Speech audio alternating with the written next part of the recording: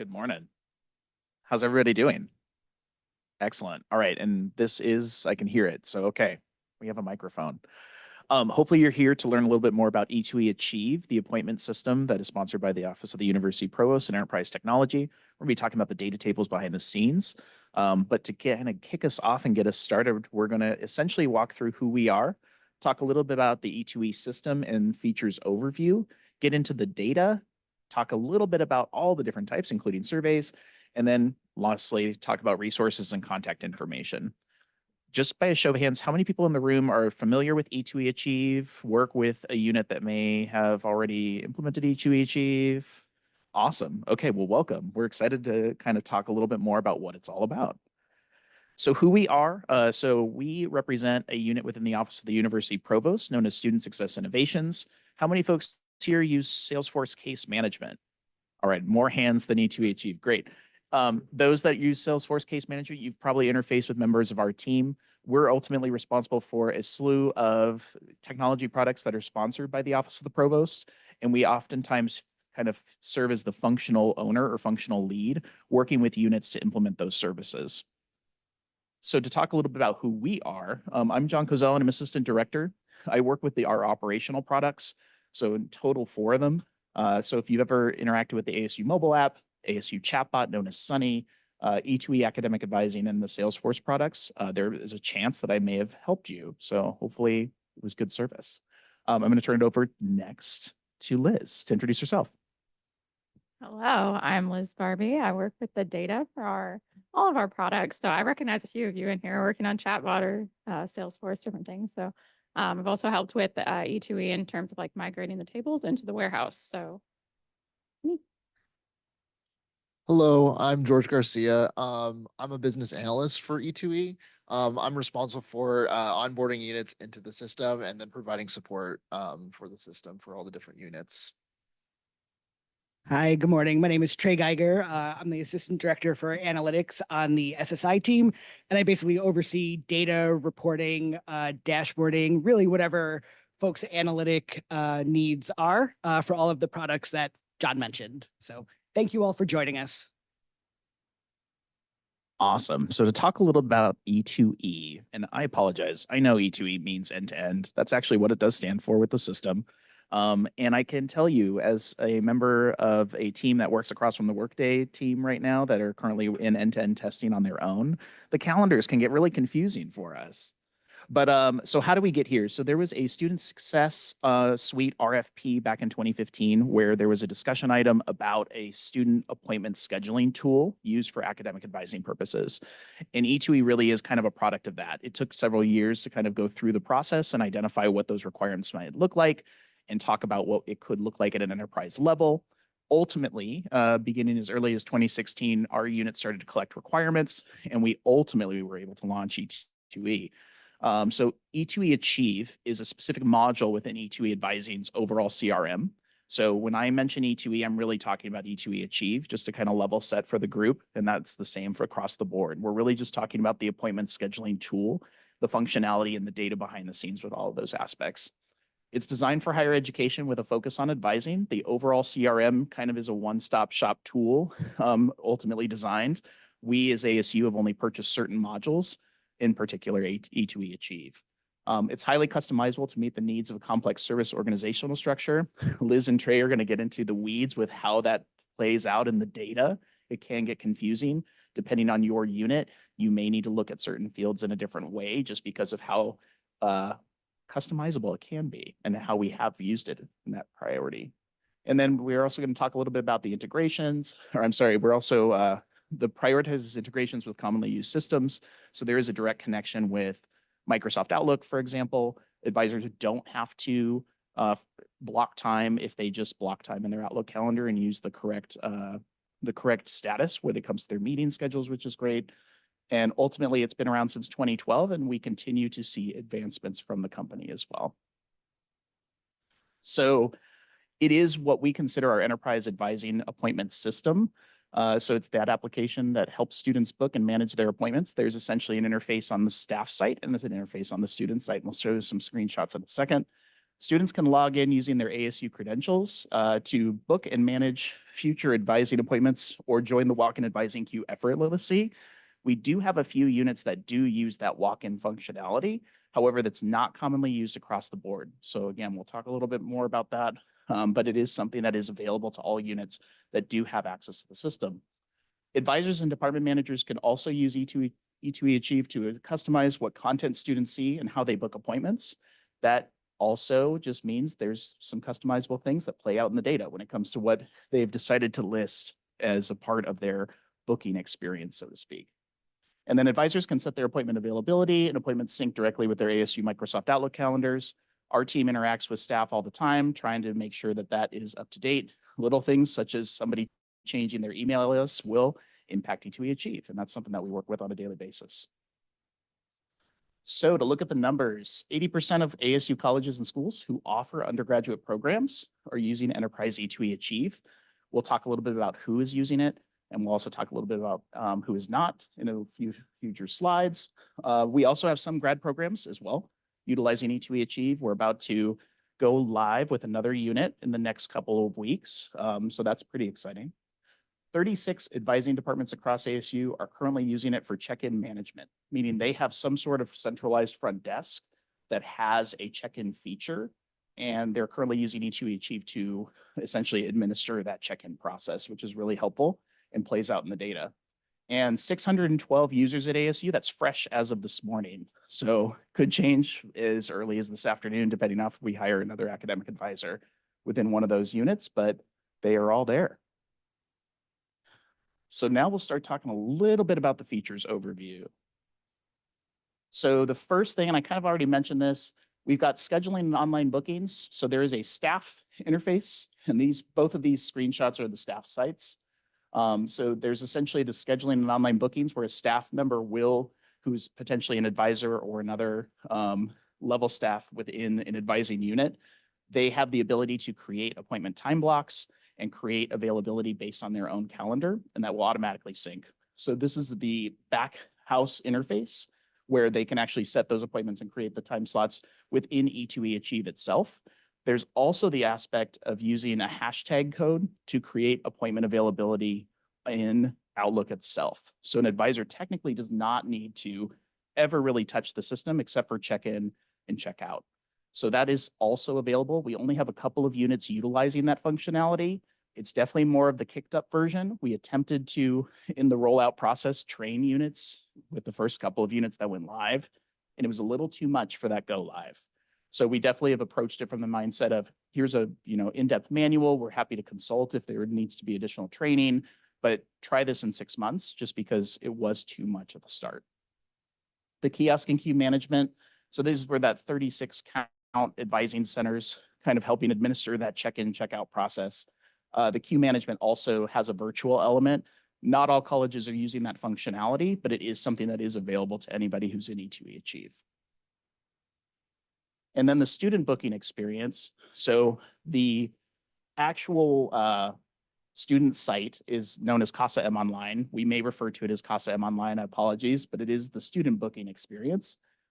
Overall, these are linked through PeopleSoft advising committees typically for most of the colleges. So it displays on my ASU within the advising center information on a student page. Overall, it's completely customizable. We do try to hold the line at the academic level where it's pretty common terminology for the academic colleges. One that we did slightly modify was just the college. At first we had the college and students got confused. So it is known as College of Liberal Arts and Sciences here in this space.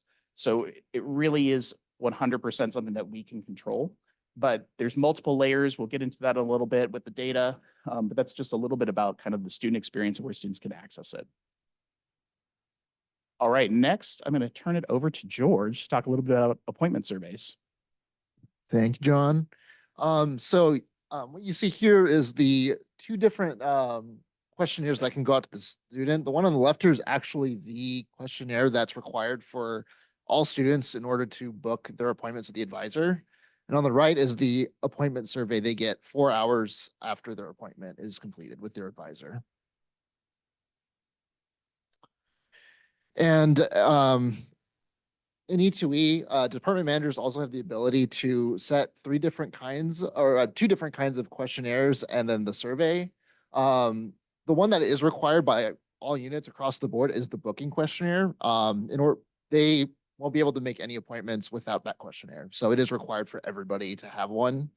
The check-in questionnaire, that can be used to check in students like when they show up in person, but a lot of units don't really use that. They just use the normal booking questionnaire to book students. And the last one is the post-appointment survey. That's an optional thing that can be activated by the manager. Some units use it, others don't. It just depends on what the managers want to do. And it's all configured in the same spot in here. It's in the settings for the programs and department level in E2E. So it's really easy to find. And this is what it looks like. So on the left here, this is like the view that the managers would see to customize the questionnaires for the booking site, for the checking questionnaire if they choose to use it, and the survey as well. It's all in this one view. And it's really customizable. So they are able to use, a drop-down list, yes or no questions, text boxes, numbers, all sorts of different things. They can get as creative and crazy with it as they want.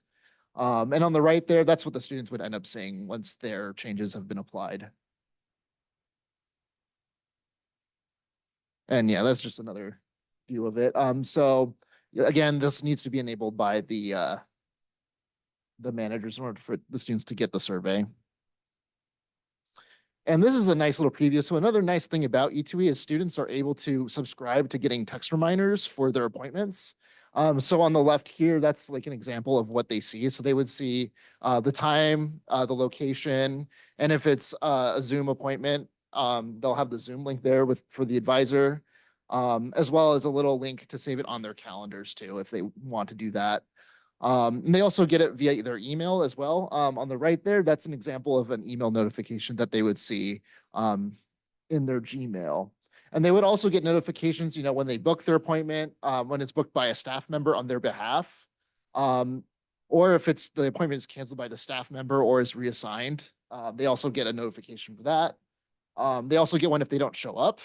They get one shortly after the appointment time comes in and they don't show up, they'll get something. And give them the opportunity to rebook. And then if it's activated, they also get a survey after the appointment's over. And E2E on the staff side, there's also a bunch of tools here for reports. We call them canned reports. And it gives the staff the ability to quickly look and see, the numbers for check-ins, reservations, appointment reports that they can use for actionable insights and just see what's going on the student side. And I'm going to hand it off to Trey. Thank you, George. Okay, before we go into the fun, the data, does anyone have any pressing questions about anything? I know that was a lot. Yep. So the terminologies of reservation versus appointment. So if I were wanting to take account of each of those, would appointment be meetings that actually took place and an account of reservation? Would that be canceled? So I think we're actually using the terms interchangeably, but that's a very good question. We'll get into it in the next few slides, actually. So, okay. Yeah. So really quickly, before we get into the data tables and all of that, I just want to run through a few quick definitions because the way E2E uses certain terms that we already use in our ASU ecosystem can be a little bit different. So first, just looking at the definition of what a student is and what a user is. A student is basically what we think of a student. Any ASU student, they can book with their advisor or an advisor in E2E, provided their advisors, they're using E2E, that unit is using E2E. And then any user, and this is important because in the data, in the tables, it's called user. A user is basically a staff person. It's not limited to just academic advisors.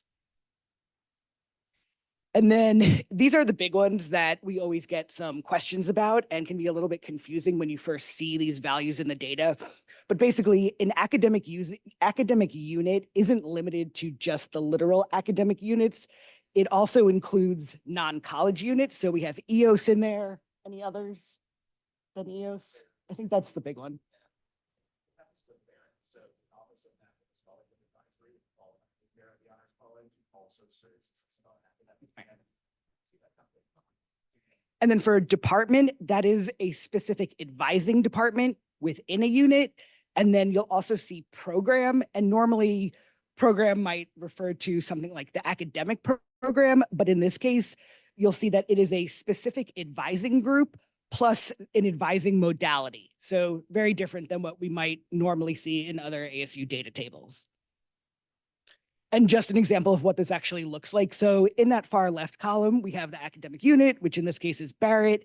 In the department column, we have the different departments, advising departments, based on how Barrett is configured. And then we have the different program, which again is basically that academic unit and department plus a given advising modality. So in the case of Barrett, we have the different modalities, and then they have also split up their programs based on last name of the student. Okay, so now getting into the appointment data. So first, just three definitions here so we have three different types of appointments. One is a reserved appointment, which is basically just an appointment that's been booked by a student ahead of time. We have those walk-in appointments like John mentioned, which is where a student can show up for drop-in advising. And then we have canceled appointments, which are basically reserved appointments that have been canceled either by a student who booked it or by a staff member if something were to arise and for whatever reason the staff member had to cancel that appointment. One thing that is really important to note about the walk-in appointments is that in the data tables, E2E, the system refers to walk-in appointments as drop-ins.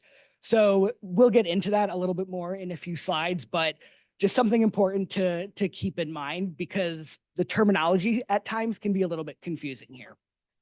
And then lastly, we have the appointment time slot. And that is basically a time slot that an advisor or someone in their academic unit created so that person can offer an appointment to a student. Okay, so for reserved appointments, all reserved appointment data is contained in this view here, the E2E_V_ reservation report extended. So there is only reserved appointment data in this one table, and it basically contains a lot of your main information about a given appointment. So when the reservation was made, start time, end time, department, program, advisor, things like that. There is not a ton of student information in here at all. There is a student ID, which is a foreign key. It's, I think, the fourth one down on the right in that screenshot there. So in order to get student information for a given reserved appointment, you would have to join it back to, there's a student table in the data. You would want to join it back to there. EMPL ID is in there, ASU rate is in there, and then from there you can join to other ASU data tables if needed. The structure of this table, it's pretty simple. It's one row per appointment. So if you want to get counts of anything, you can do that pretty easily in here. And this is where things can get a little bit complicated, which is why we included some of those definitions at the onset. There is, or there are a few fields in this table that are labeled as walk-in. In this table, any field that is labeled as walk-in actually refers to a student being checked in. So like John mentioned, if a student shows up to their appointment, there might be a check-in kiosk for them to basically log into and say, hey, I'm here for my appointment. Or when a given appointment starts, an advisor should go into the system and check that student into their appointment, which basically says, hey, yeah, I'm seeing the student, they are here, starting the appointment. So it's really just important just to be aware of that because that was something that really confused me and Liz when we first started looking into this data. This table is for reserved appointments. Why is there this field called walk-in? What does that even mean? So just something to be aware of, that anything in here refers to the student being checked in for their reserved appointments. One thing that we saw quite a bit of, which is this final sub bullet point, is there are a lot of null walk-in IDs or walk-in values in this table, which basically just means that the advisor did not check the student in to the given appointment. They're not really forced to do that. So if you see a lot of nulls, that's why.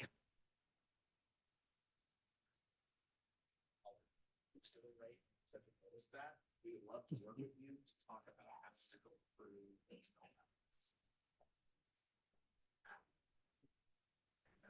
So really quickly, just what this looks like from the student side. So they would log into the system like John showed, select their academic unit, their student type, and then their department and program.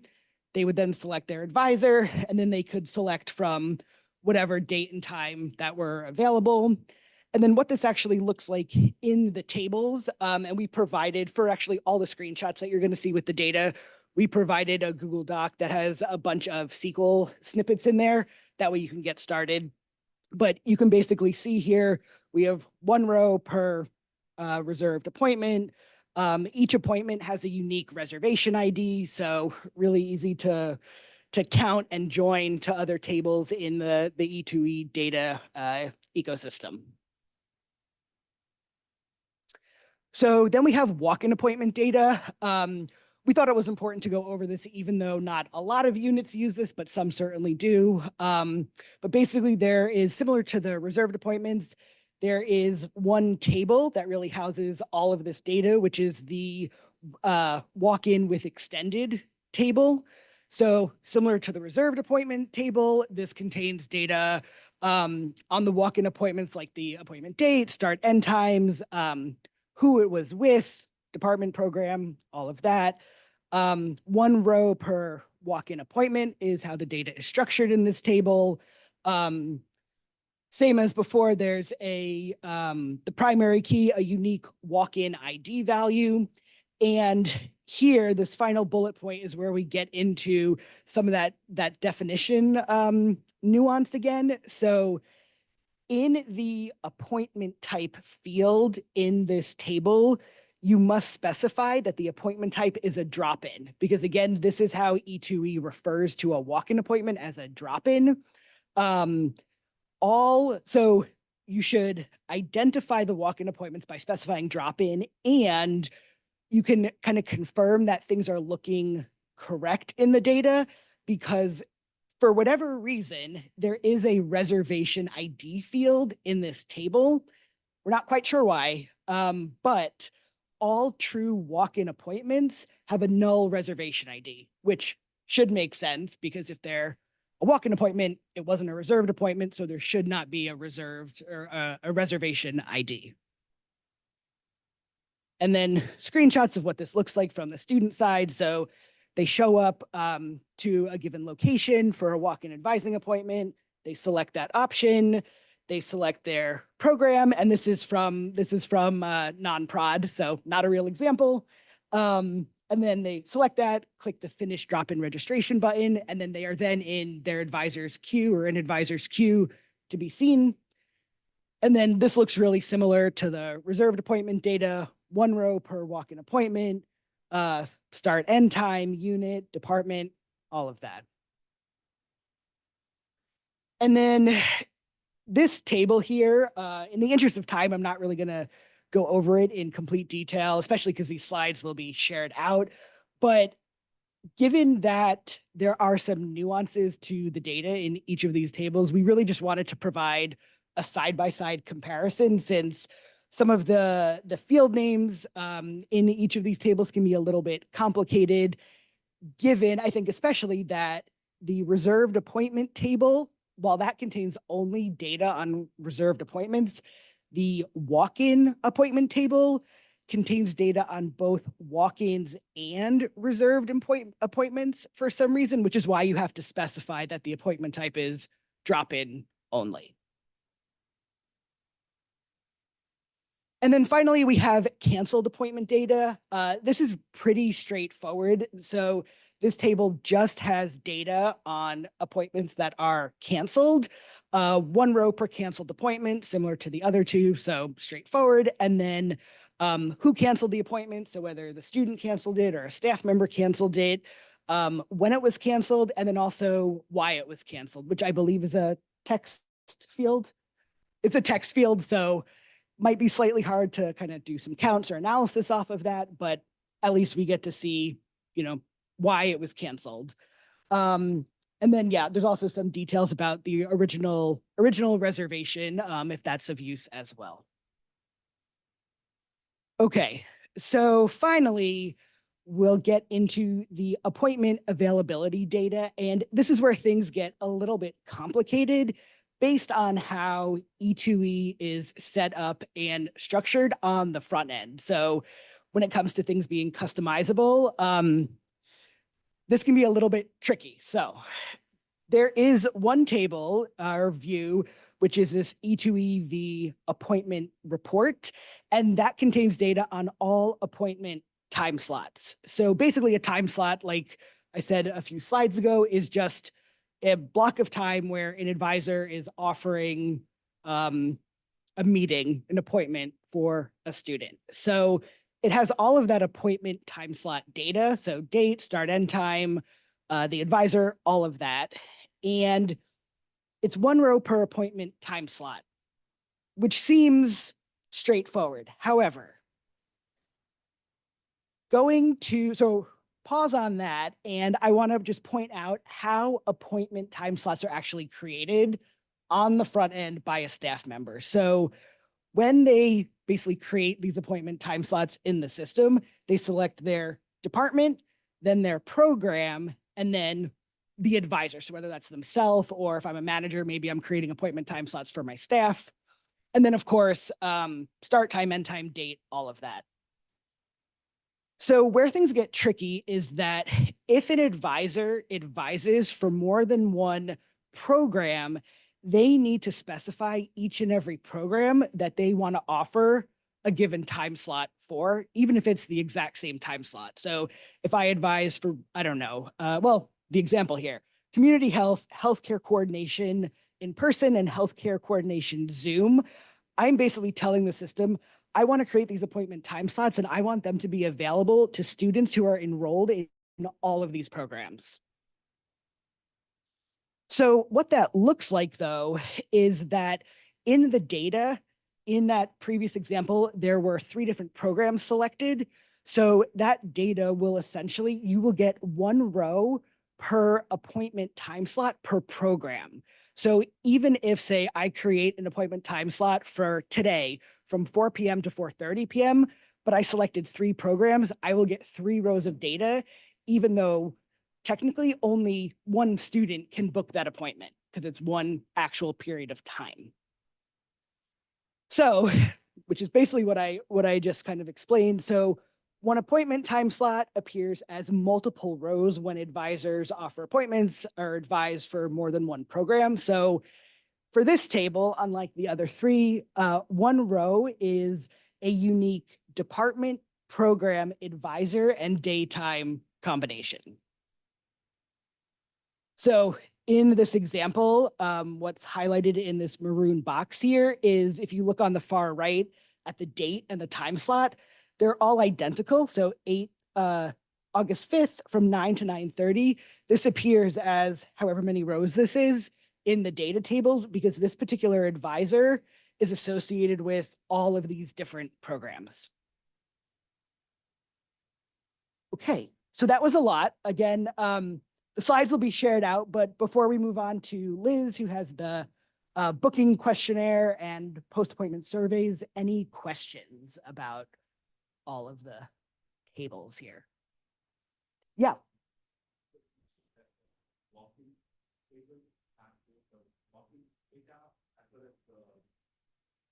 Mm-hmm.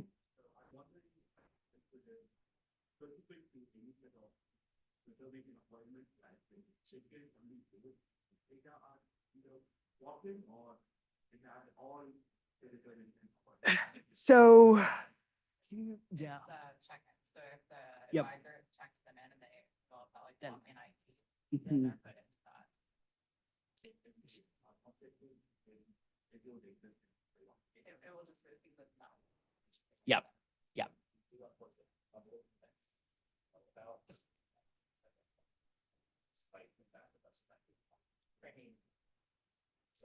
it's one of those things where we're hoping that the system get better, but it's still coming. Good question. Thank you. Okay, then we'll move on to questionnaires and surveys. Yeah.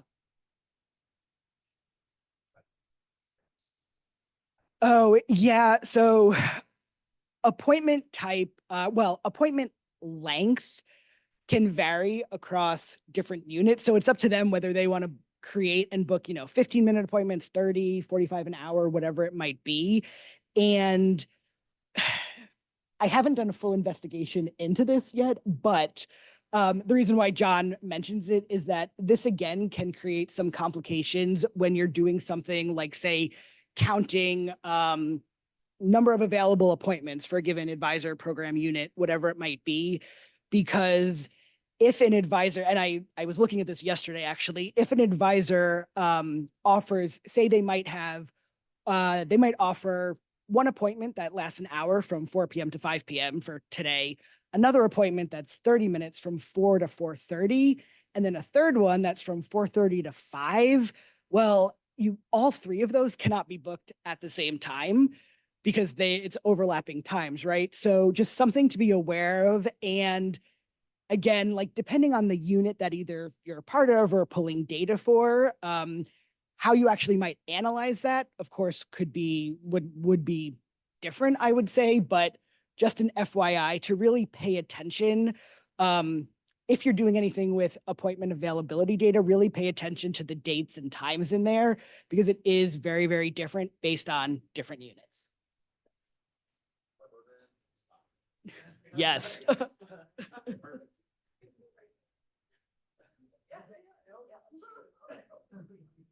It's just complicated.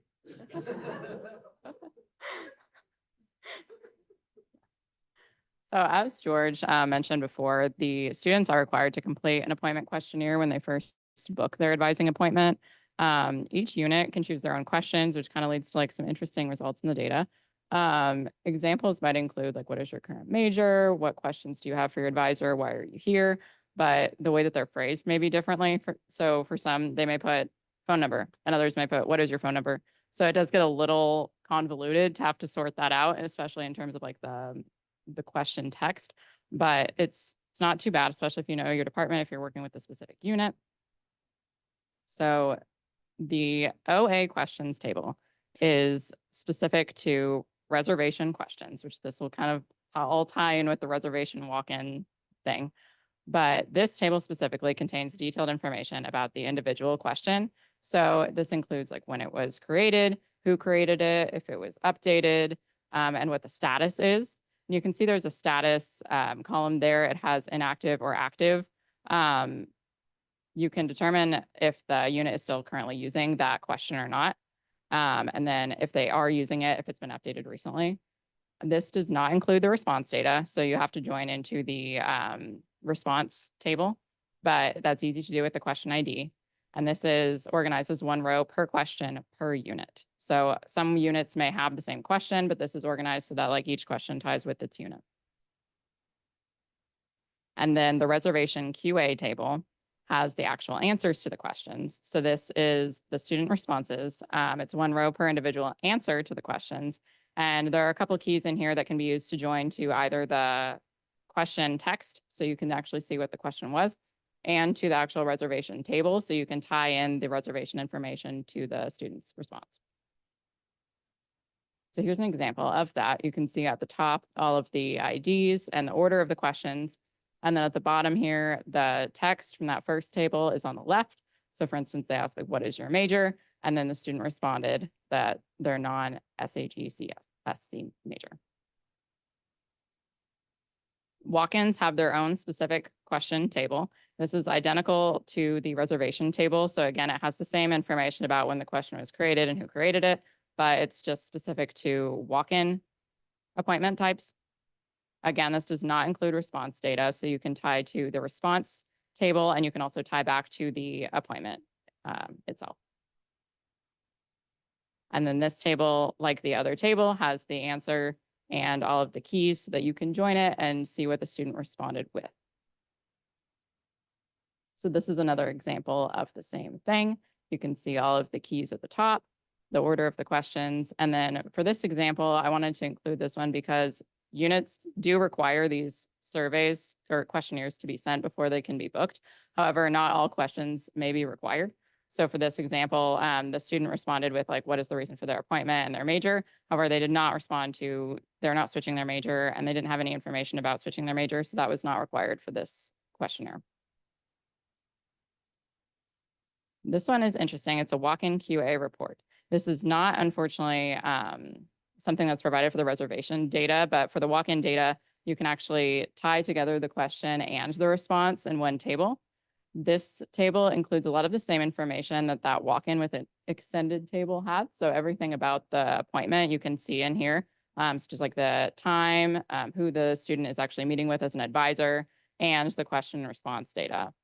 However, again, remember that if you want to only see the drop-in appointment types, you have to specify that the walk-in type does not equal scheduled appointment, because this is not technically the reserved appointments. This is just solely looking, or if you're only wanting to look at drop-ins, then you do not want to include the scheduled appointment information.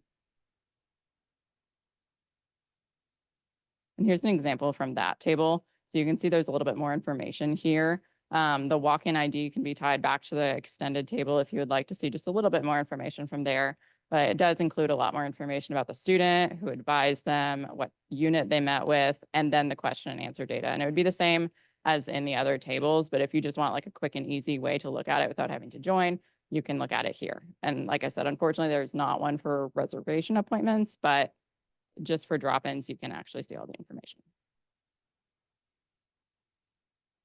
And then the post-appointment surveys are nice and neat in one table. So this will be easy to do. The first easy thing about E2E data. So after each appointment, students may be asked to complete a brief survey. This is dependent on the unit. Some require these, some don't. Well, not require, students don't always have to answer, but some do have like where they're automatically sent out. But some units don't, so it just kind of depends. Also note that all units were kind of onboarded at different times for the survey data. So some may have information from like when they actually onboarded into E2E, and others may have added the survey component later on. So you just be aware of that if you're searching by dates and specific units. Example questions that the surveys may ask may include, what was the most beneficial about your advising experience? It may include a question that's kind of like a rating system. So like, my advisor provided a welcoming and inclusive environment, yes or no, maybe on like a scale, like agree, strongly agree, etc. So this is solely dependent on how the unit wants to phrase their questions. And you'll see that here in the table. It includes both the survey questions and the corresponding student responses. So it's all in one table, nice and neat.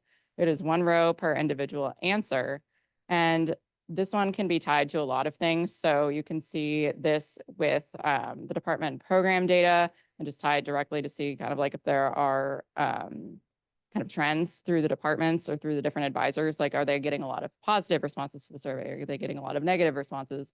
And this can also be tied to the appointment data itself. So you can see like when the student actually met, if there's maybe like trends with like dates, times, et cetera, as the student's responses to these questions. And here's an example from the survey data.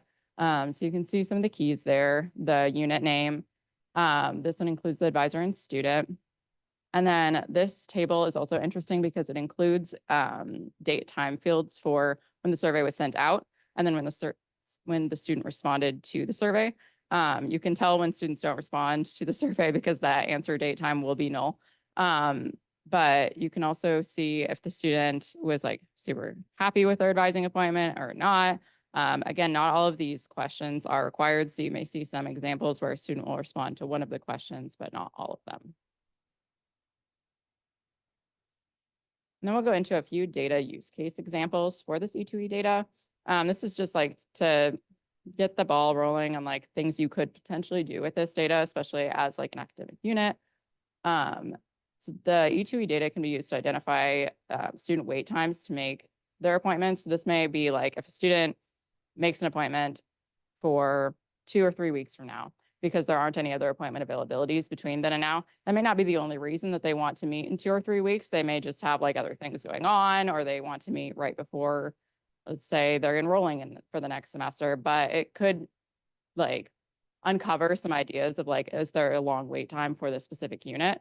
That would be helpful to know, to maybe like see if you can provide more times, or like maybe you need to staff more advisors, et cetera. You can also monitor advisor workload equity to see if there are some advisors who have higher demand than others. Gain insights into cross-college advising needs. So some students may need to meet with multiple advisors across multiple academic units.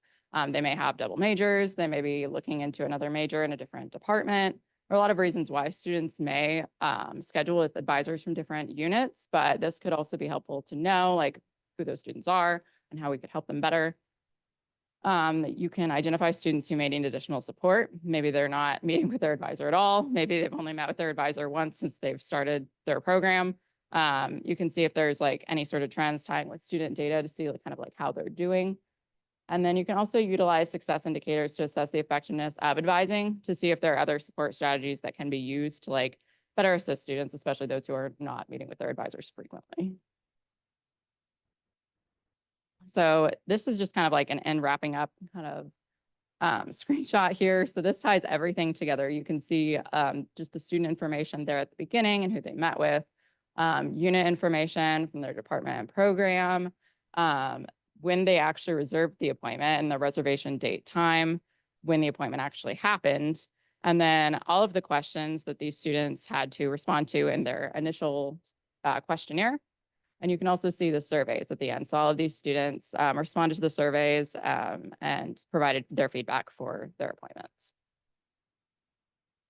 And this is an example of drop-in. This one, I just like made one example so you can see it a little bit more clearly. But this student met with the college. They had their appointment questionnaires filled out, and then they did respond to the survey about their advisor. So we are providing a data dictionary for all of these tables. There are a lot of other tables that we could not fit into this presentation that you can explore.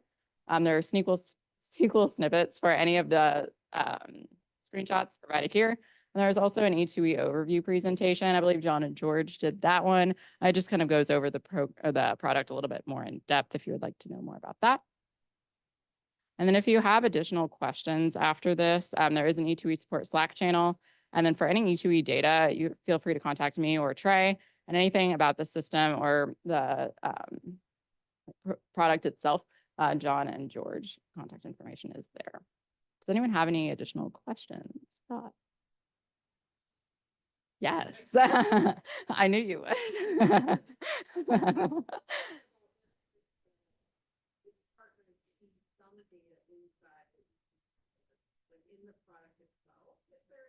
Yeah.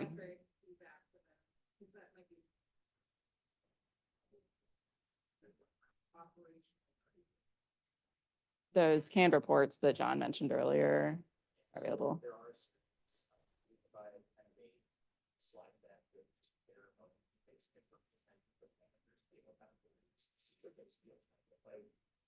There are other units that are providing feedback from incidents. We're kind of wrapping with the vendor as well. But we now start to put out the next step data important of the activity. Guess my other big picture question, what are the barriers that you're seeing to adoption or to better engagement with the tool that you can do it? I think that people are used to products space like Microsoft Domains that didn't necessarily provide, like it was basically their phone. Let's set up and stop this simplest context improvement. And really implementation page, we did everything we could try our plurality to this product. And I think that overall, where we're at now is how we choose it. That's that use of units. So for example, logging data, we have a lot of things that are offering logins. And we offer doing implementation, say, okay, let's build this out, let's see how we can be able to build back that. So okay, well, maybe in 6 months, we're going to continue to offer. So like those are opportunities for us to really tap back, especially as how we these tables be able to say, like, no, we should get up this facility. we know the planning service or how we can improve the overall experience. And even just the little things. I mean, we're usually the largest client, and they are wonderful to work with. But like, one of the things that we kind of glossed over was the modality type of so it's in the title of the program is the only way to make the system work. So parents, students, how they that's not what we aim to do. That's not the deal how the system functions. And so like those are long term. With the thinker, folks that are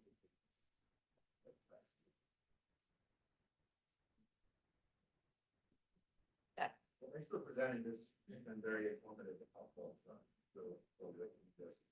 So I know if I need to get a count of canceled reservations, I know I would go to the reservation cancellation or go table.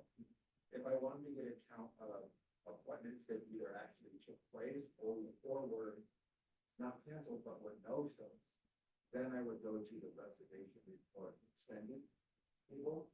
Correct. Yes. In the reservation report extended table, I see a field for no show, student no show, which must be like a yes or no, but I don't see anything in there regarding cancellation.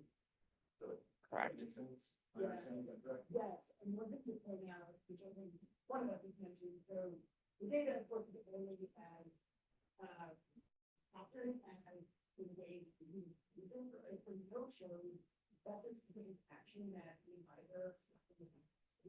So we saw a lot of value giving, which is that not only is our property thing that really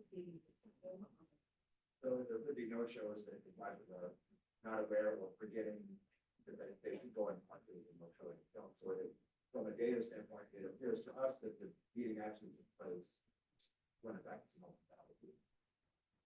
And it's really telling because like there's a no show report of the system. Start to focus on advisor and like almost advisors will have fun. They show up, I'm tired. Like that's incredible. Students must love that. Yeah. So I mean that's the.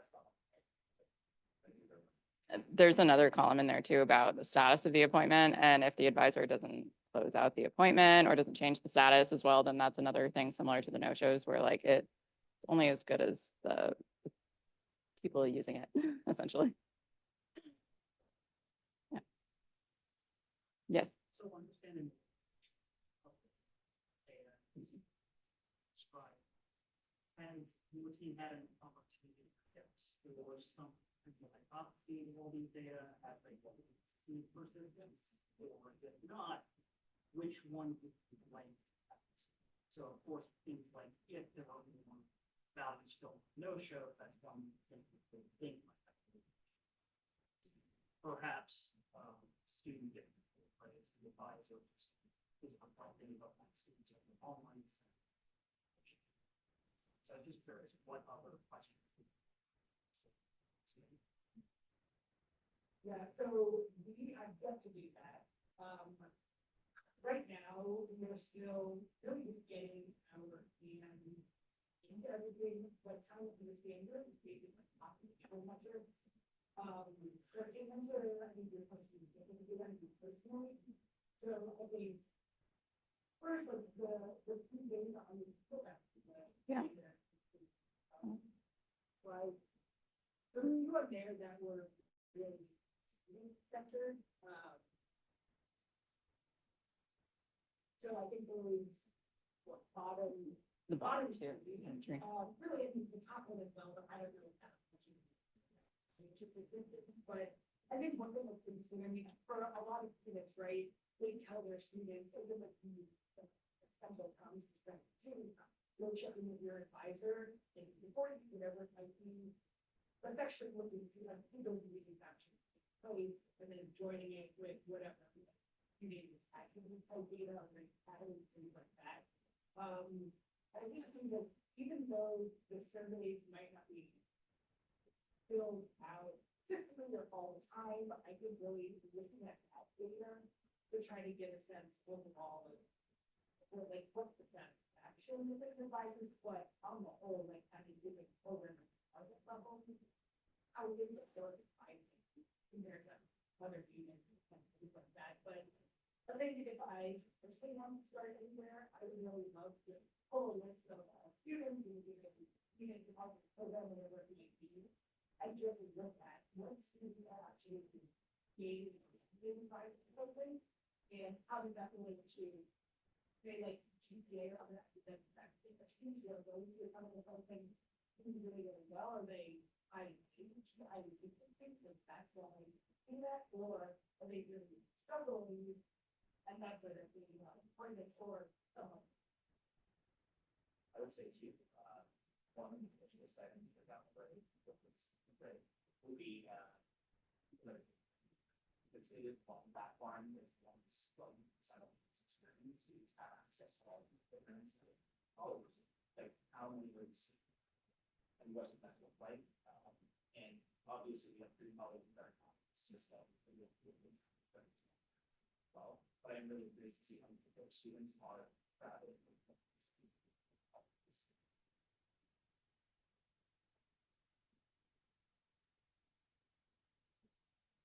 Awesome. Thank you so much, everyone, for attending.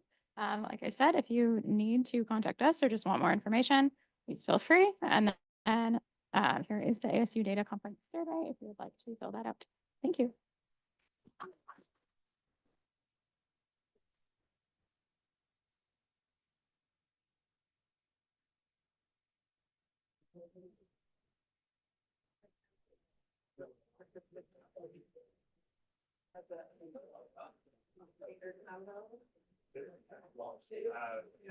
I love racing, that's what it is.